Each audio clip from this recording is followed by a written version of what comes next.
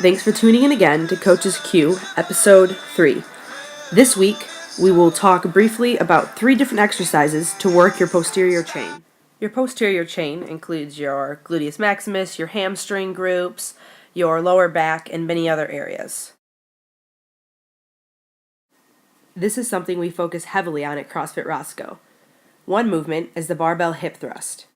This is a great way to target the posterior chain if an athlete is not ready for the GHD or other posterior chain exercises. They can begin with this.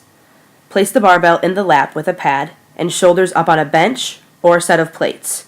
From here, you simply push your heels through the ground and extend your hips up into the air, holding that position and then calmly returning back to the floor. This is a very deliberate and controlled movement. It should not be done rapidly, and it should be done with perfect body position, with the entire midline stabilized throughout the lift. This can be done when you enter the gym for warm-up for sets of 5 to 10.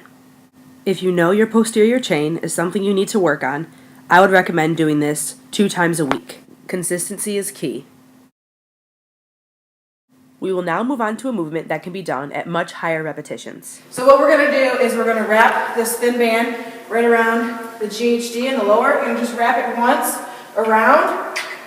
So that we get 2 little bunny ears. Stick your feet in. It's going to create a little bit of tension. You can also do it without the band, but I'm going to do this just for a little bit more tension. Jump up onto the machine and then squeezing those glutes and pulling the band up. The whole time she's doing this, her back is engaged, her hamstrings and butt are engaged, and ideally she would get as high as she can. Just totally exploding, firing up, and getting as high as you can. We don't want you to go until you're fatigued. We want you to pick a set of maybe 5 to 10, depending on where your ability levels are, and just do a couple sets of that. And this is, again, something you can do every day or every time you come in, kind of as an extra credit thing.